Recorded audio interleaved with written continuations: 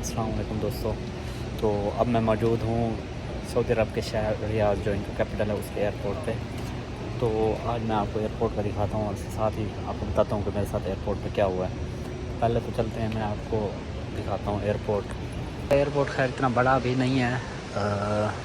इस साइड पे आप देख सकते हैं कि करेंसी एक्सचेंज वाले बैठे हुए हैं। उस साइड पे वो भी किसी और काम के लिए बैठा हुआ है। तो मैंने ऑलरेडी चेक इन वगैरह कर लिया, वो सामने जो गेट है वहाँ से। तो चेक इन बोर्डिंग कार्ड वगैरह भी मिल गया है। अब तो थोड़ा देर वेट था तो मैंने कहा सोच चलो वीडियो वगैरह। तो आप जैसे आप एयरपोर्ट के अंदर इंटर होते हैं तो पीछे जिसका आप मेरे देख रहे हैं सारी मार्केट वगैरह है, उसमें काफ़ी शॉप्स वगैरह हैं और डिफरेंट आइसक्रीम वगैरह भी आप ले सकते हैं। तो मेरे पास तो खैर नहीं था मेरा मूड, क्योंकि मैंने आगे फिर दूसरे कंट्री में जाना है, तो इसलिए मैं अपने साथ ज़्यादा सामान वगैरह नहीं लेके जा सकता था। तो लेकिन ये है कि चॉकलेट वगैरह आप ले सकते हैं फैमिली के लिए, या डिफरेंट चीज़ें काफ़ी सारी हैं। बट ये है कि इतना बड़ा एयरपोर्ट नहीं है, तो ऑलमोस्ट इनकी एक ही शॉप है, तो उस पर आप ले सकते हैं। मैं आपको मज़ीद इसमें दिखाता हूँ।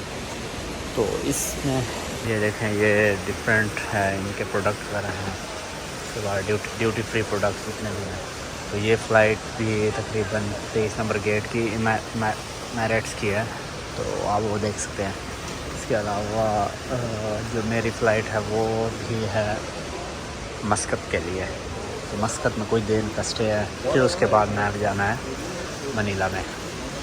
मनीला जो फ़िलिपाइन का शहर है, तो वहाँ के व्लॉग में बाद में आपको बनाऊँगा जी। तो ये है जी बड़ा खूबसूरत नज़ारा एयरपोर्ट का।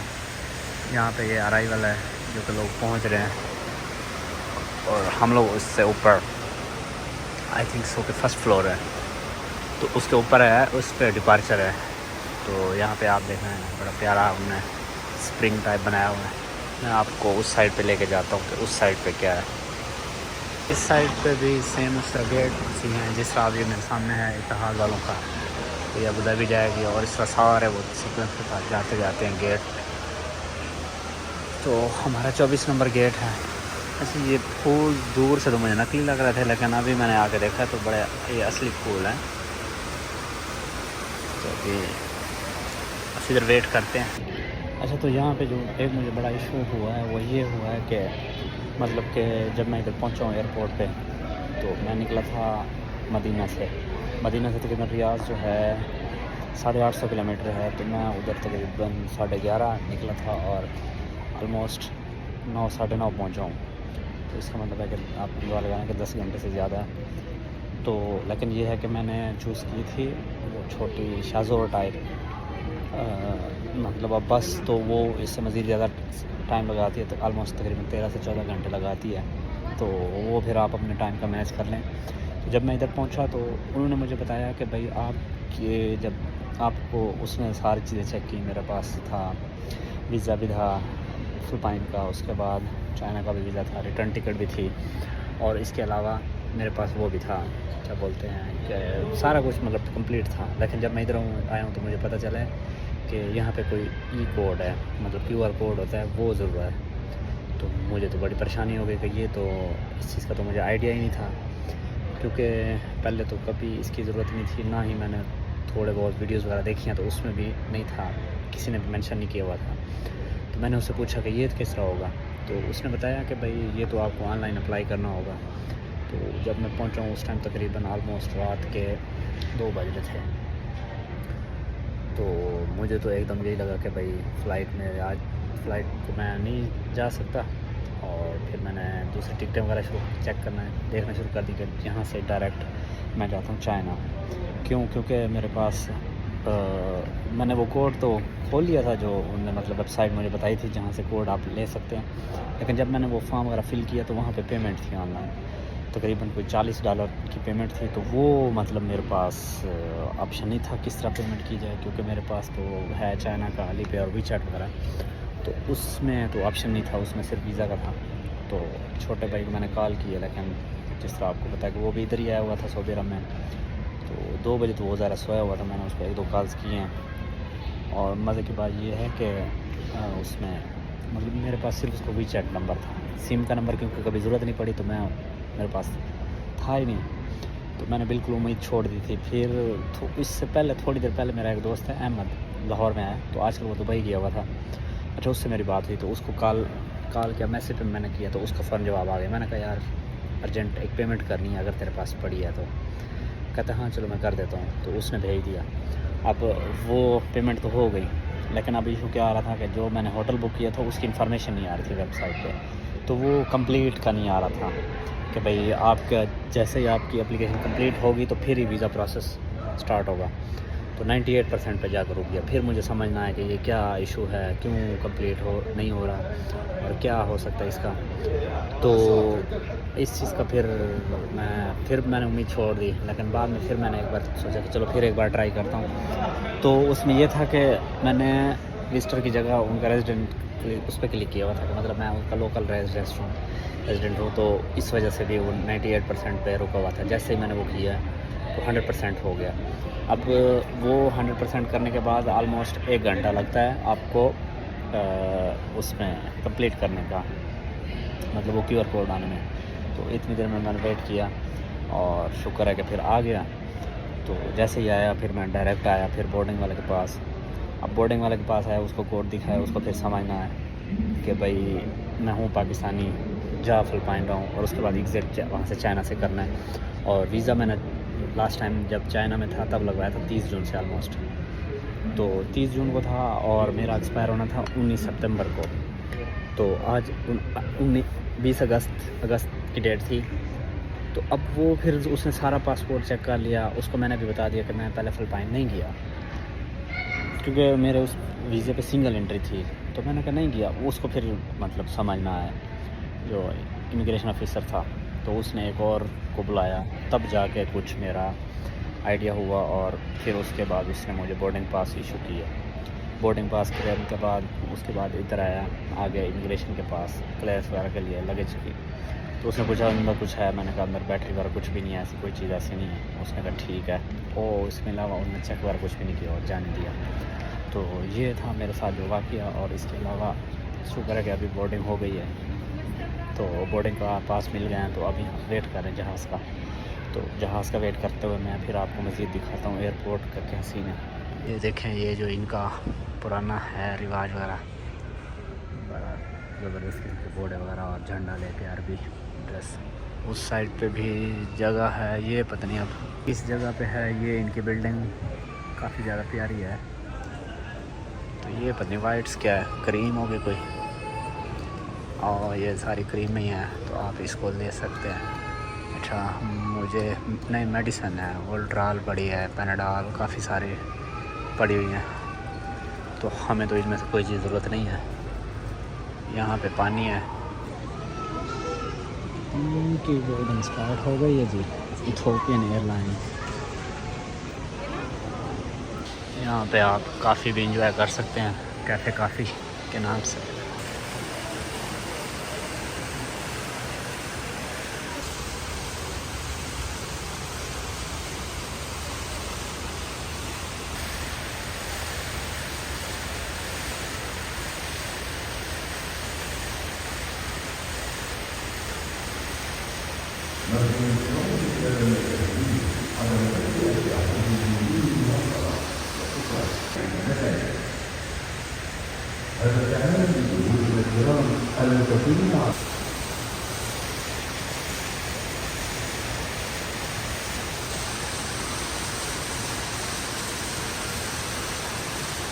चलिए जी, हमारा स्टार्ट हो गया, बोर्डिंग क्लियर। अब जा रहे हैं जहाज़ की तरफ। यहाँ पे सारे और मिक्स हैं, क्योंकि मस्कट ट्रांजिट है, तो मिक्स हैं। ये मेरा पासपोर्ट, टिकट, और बाहर हमारा जहाज़ खड़ा। बड़ी ठंड हो रही है इधर, तो बड़े ठंडे AC लगाए हैं, हमें तो बड़ी सर्दी लग रही है।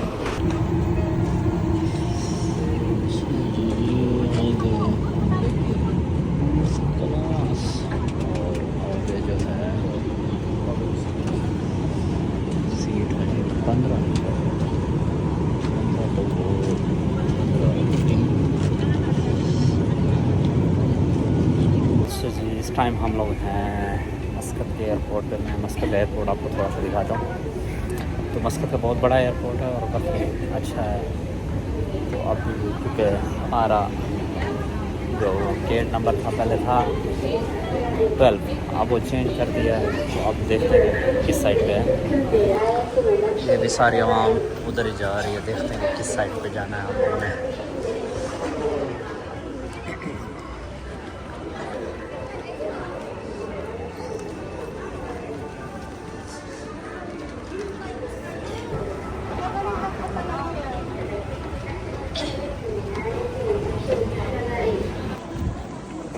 ये जी हाँ,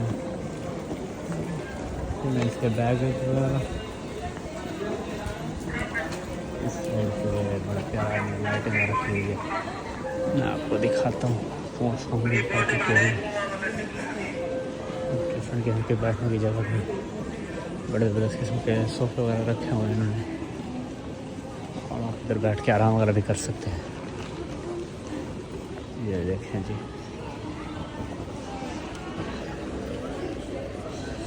सारे लोग जा रहे हैं।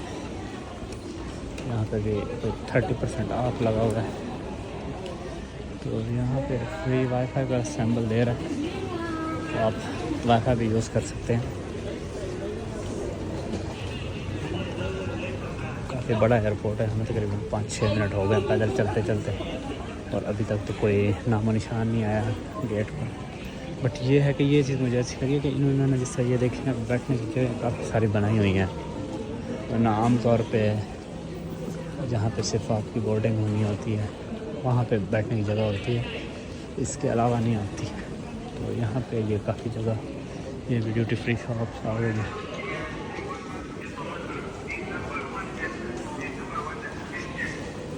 पहले था हमारा सी वाली साइड पे, अब ए वाली साइड पे आ गए। तो ये देखते हैं कि कहाँ पे है सही साइड।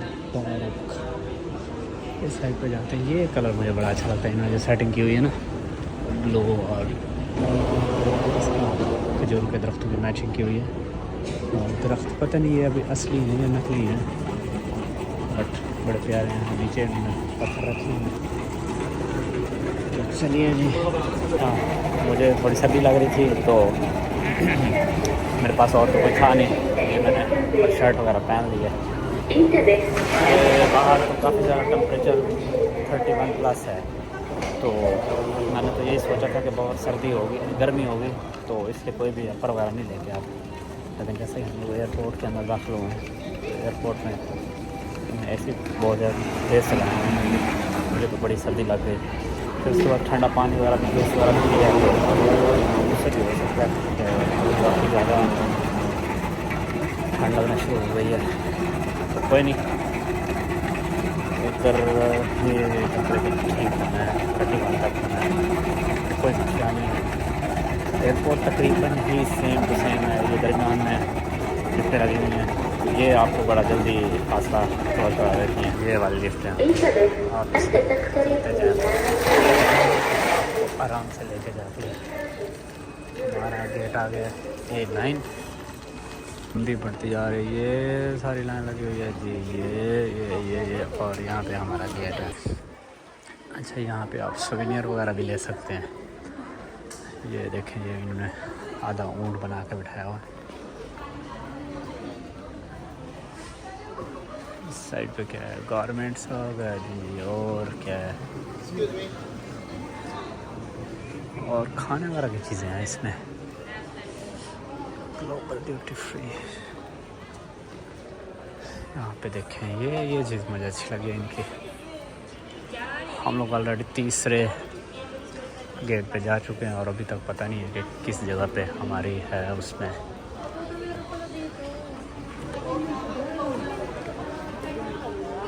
यहाँ पे अभी तक तो अच्छी जगह खड़े हुए हैं। एक ये खड़ा हुआ है, एक ये है, और इधर सारे लोग इंतज़ार कर रहे हैं। अच्छा जी, ये मैं ऊपर आया हूँ तो यहाँ पे बड़ा खूबसूरत मंज़र है, मैं आपको दिखाता हूँ। ये देखिए जी, मुख्तलिफ ब्रांड्स की शॉप्स वगैरह हैं।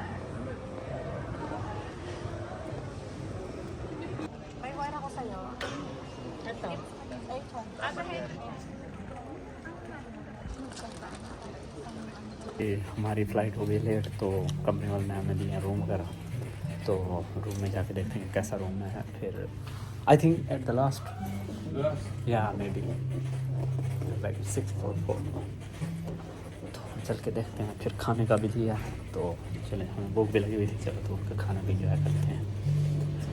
तो मैं आपको दिखाता हूँ होटल किस तरह का है। ये होटल है जी, हमारा रूम है 644 और वो सबसे एंड पे है, वहाँ से नज़र चेक करते हैं किस साइड पे है।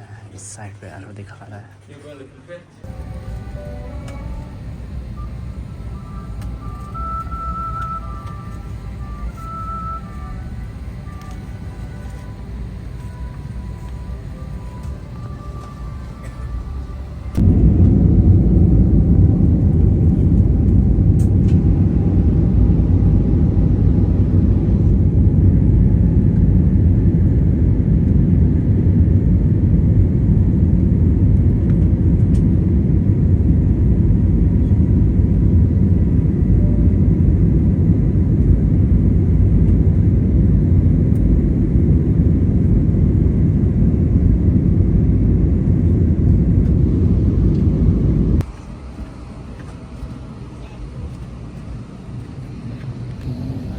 जहाज़ में कोई भी नहीं है इस टाइम, सॉरी वो उधर गया, लास्ट पे मैं उतरा। अच्छा जी, ये इनका नया बड़ा ज़बरदस्त सेटअप बनाया हुआ इन्होंने। यहाँ पे आप पैसे वगैरह चेंज करा सकते हैं। और इधर पता नहीं क्या है।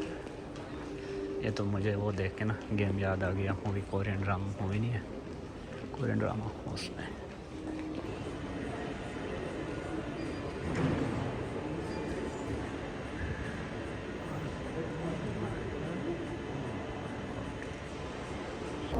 अस्सलाम वालेकुम दोस्तों, तो नई वीडियो के साथ आज हाज़िर हैं। आज मैं आपको लेके जा रहा हूँ फ़िलिपीन, मनीला में। तो मनीला में मेरी फ़्लाइट पहले मस्कत से बहरीन, और बहरीन से ट्रांजिट था, और इसके बाद तो मैं आपको लेके चलता हूँ। ये आ गया बोर्डिंग पास, और ये हम निकल रहे हैं। बोर्डिंग हो गई, अब जा रहे हैं हम जहाज़ की तरफ। हम नहीं, मैं अकेला ही हूँ और कोई नहीं है। चलिए दिखाता हूँ मैं आपको जहाज़। ये जी निकल रहा है जहाज़, और ये हमारा इधर है। चलिए जी,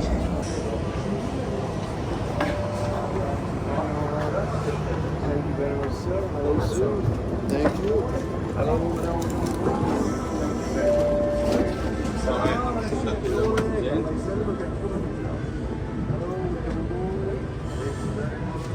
ज़्यादा बड़ा जहाज़ है जी।